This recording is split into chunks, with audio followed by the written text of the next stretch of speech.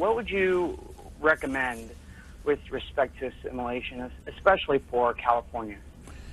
We have a dilemma. Let's be honest about it. We have about 4 to 5 million people who are from Mexico here residing illegally. And the old way that we dealt with this wonderful phenomenon of immigration to the United States was very clear.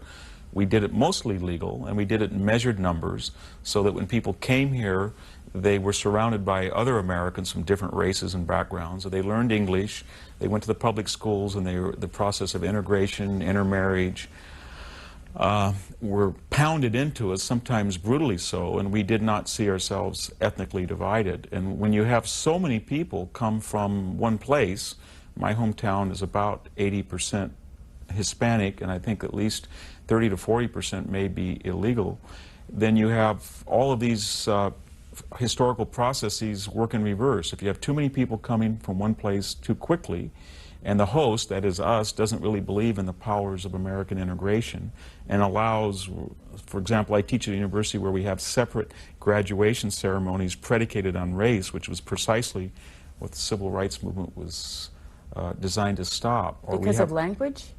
Well, it's separate. Because, And we also have a group, La Raza. Well, La Raza means the race.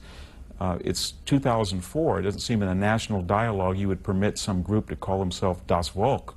This was a racialist type of awareness or self-identification. If you look at the Mecha slogans, a bronze state for a bronze race, or everything for La Raza. So all this has to be questioned and has to be looked at and has to come under scrutiny.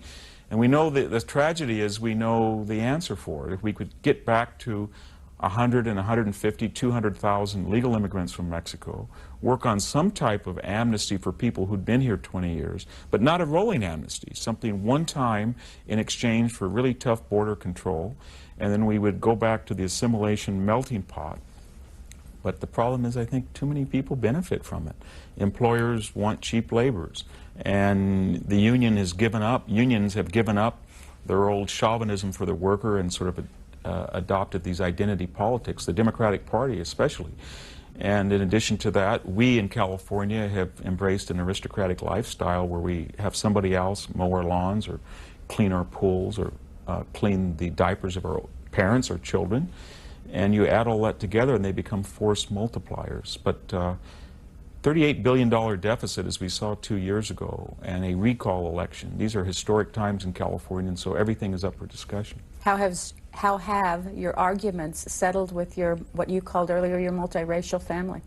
I would say that I have an older brother who's married to a Hispanic woman.